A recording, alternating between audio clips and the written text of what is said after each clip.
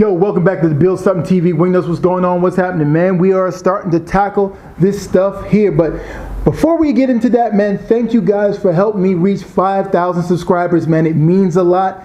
Thank all you guys for commenting, subscribing, and talking, and chatting, and clicking the like button, clicking the subscribe button, man. All of that stuff, man, I do appreciate it. I couldn't get that far without you guys. Trust and believe me. It's an amazing feeling, man. It really is. But, man, let's get back to this Maverick. This is the upper arm on the Maverick. Old, rusty, basically daggone stock item here from 1973. More than likely. Remember when I bought the new upper arms and I thought that I bought it, I kind of like an impulse buy, and I shouldn't have bought it. It was a good thing because in between here is stripped. When I took this thing out right here, the rust from the other side just stripped the whole thing out. So if you're dealing with this, just buy an arm because more than likely this will strip out. Hopefully not, but more than likely. So what I started to do was I started to massage the new parts and start adding some other parts.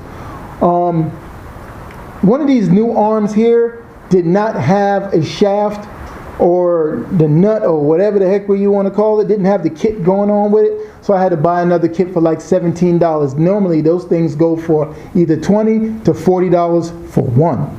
So it was some overstock from 1970 something, so I went and bought it. I used one from the Falcon and I put it on and everything, and I cut a slit inside the shaft. I seen the old timers doing that to keep the grease inside this thing so it goes through the whole shaft, not just staying in the bottom of this situation here or in the back side of it. So what we did, we started to really get to it, and this is the ending result of it.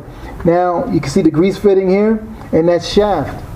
The grease just went right across here and it's lubricating the whole shaft, and this has a boot on it. If you get one of these, get the one with the boot. This boot is needed. This is a beautiful, beautiful item. It keeps the rust out and everything like that. So what I'm going to do is I'm going to search online and see if I can find one of these cheap, even though they're not cheap, man. Like I said, I bought one for 17, some go for 20, many go for 45, 60, just one piece. And all I really need is just the rubber boot. So if I can get an item that has some missing parts and it just has the boot, I'll be straight with this item here. So let's go and check out this and what we got to do over here. These strut towers are a little bit beat, man. Some of these areas are lifting. If you kind of see there, they're all kind of lifting. This whole fender is beat, but it's lifting, and it's lifting even over here. What we're going to do is just going to start tack welding it down to make it a little bit more rigid. That's really all that we're doing. We're not trying to make it race ready.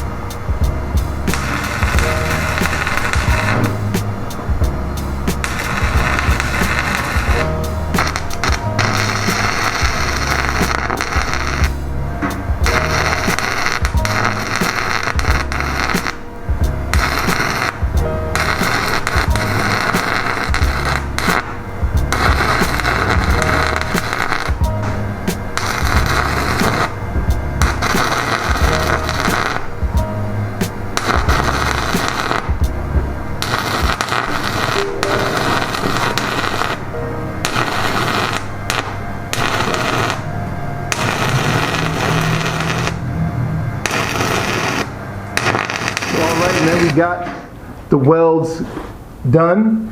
One part I didn't do too well was I needed to bang this down. I thought I can overlap it real quick because I just want to get the corners, and this corner got ate up real bad. I didn't do the other side yet, but the welds are solid for a stick welder, and I'm still a novice. Then right after that, you spray paint the thing up, and you go into your handy dandy 302 book, and you check it out. You see right there. You know, I cut it and did all the stuff there. I got rid of the seams, so basically you just weld up the seams. You know, you get a little bit of game, you go a little bit step further, you can just take and flip-flop and add your own little flavor to it. But like I said, man, now these projects are very difficult to do, especially when you got two. Now, my man Third Gen here on the YouTube, he was saying, yo man, you need one project. And I agree with you, brother. No doubt about that. Should have one project. But the way my brain operates, I need two. I get bored with one. Just like anything else. You got one pair of sneakers? No. Girl got two breasts. You know what I'm saying? So you need pairs. For me anyway, because once I'm doing one and I'm ordering a part, I can do another part. There's never a down moment or a dull moment. So, you know, I have this to do, and if that's not, you know, when I'm done with that, then I'm doing this, and then I flip-flop order parts, and then I go back to this, and then I do some other stuff and find some other welding. It keeps me entertained and moved. You got to remember, man, when we went to school, that was the place that we learned all our crap that we know. School, not even home. School was the place. We learned everything. Sex, this, that, bullshit, racism. We learned it all in school. Some of the stuff at home. So once we learned that bull crap in this place called school, when they implemented school that, hey, the only way that you can win in this world is go to school, listen to your teachers, get good grades, go to college, buy a new car. You know, they're always telling you to buy. Finish college, go to grad school, this, that, and the third, buy a house, get a nice wife, get divorced, you know what I'm saying, kids, stuff like that. This is what they want you to do. Keep you in the hamster wheel, turning, chasing more and more, instead of figuring out your own way on how your brain and operates and do things. Learning about yourself. Again, I always talk about mental health. You got to keep your mind right. It's difficult in this day and time, but you got to keep your mind right. Once you get your mind right, then you can do anything. But they keep you in the rat race, the hamster wheel, so you don't have time to even think about yourself. You're out there thinking about others and how others feel about you. Like, if I go out and buy a Lamborghini right now, right, I'm broke as hell, and I buy a Lamborghini by some means of the how I did it. It's really not for me. It's for other people who don't like me to look at me, which is very strange. But we all have done it. I bought expensive cars so I can look good in it, even though I don't see me in it driving. Only when I see myself driving, when I'm driving by a window of a store, and I look at me in it driving. Other than that, I just know I'm in it, but I don't get to really see me in it. Everybody else get to see me in it, and I get entertained by that, which is very, very strange. Because with this mental health that we do have, comes confusion, comes desperation, comes illusion, comes substance abuse, alcoholism, and dysfunctional, and a lot more stuff because of it. That's why I say this is very, very important, that we all bond together and assist each other as brothers and sisters to be an individual in this world that forces you not to be an individual. Another video and another topic beyond cars, but I have to touch on it just a little bit, you know, so we'll talk more about it. See you guys and check you guys out on the flip side. Thank you again for the 5,000 subscribers, man. I do appreciate it. I really do, man. I'm trying to figure out what to do for those 5,000 subscribers. I'm trying to think about it. I wonder if my wife will let me do something. But see you guys